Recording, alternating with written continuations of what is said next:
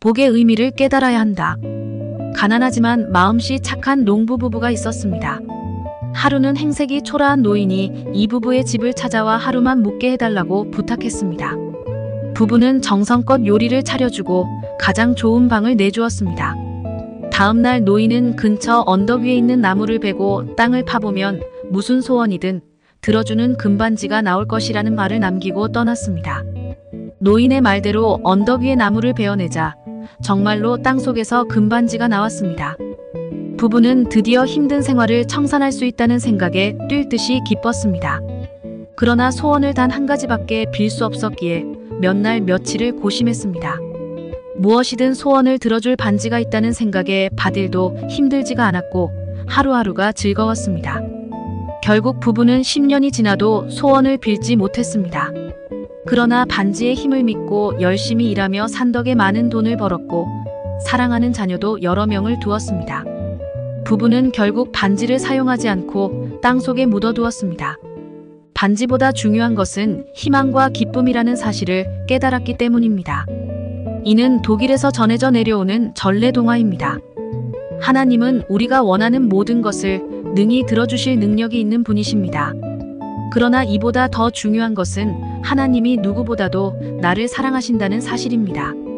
하나님이 나를 위해 큰 복을 베풀어 주셨기 때문이 아니라 하나님이 나와 함께 하신다는 사실만으로 하나님을 더없이 사랑하는 지혜로운 자녀가 되십시오. 하나님께서 주신 복에 감사하며 그 복을 나누며 사는 마음에 대해 생각해 보겠습니다. 오늘의 말씀 누가복음 11장 13절 찬송가 429장 450장 너희가 악할지라도 좋은 것을 자식에게 줄 알거든 하물며 너희 하늘 아버지께서 구하는 자에게 성령을 주시지 않겠느냐 하시니라. 그리스도인은 하나님의 은혜로 구원을 받고 새 사람이 되었습니다. 이 세상이 아니라 영원한 하나님의 나라에 속한 사람이 된 것입니다.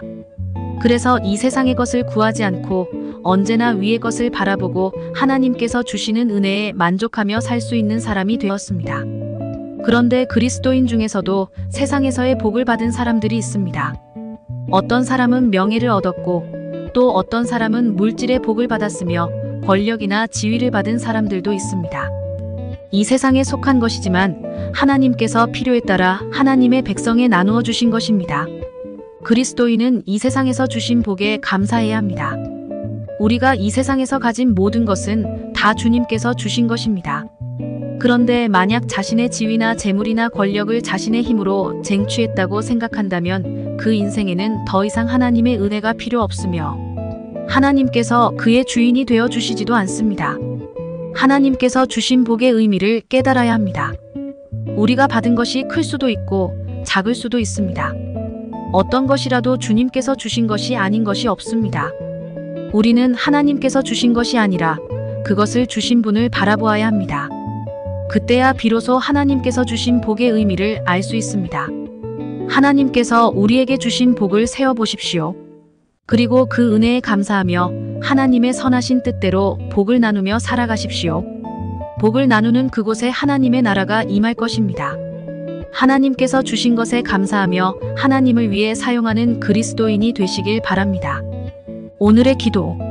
주님, 우리에게 주신 복이 무엇인지 깨닫게 하옵소서. 그리고 주신 복에 감사하며 늘 주님을 위해 사용하게 하옵소서. 예수님의 이름으로 기도합니다.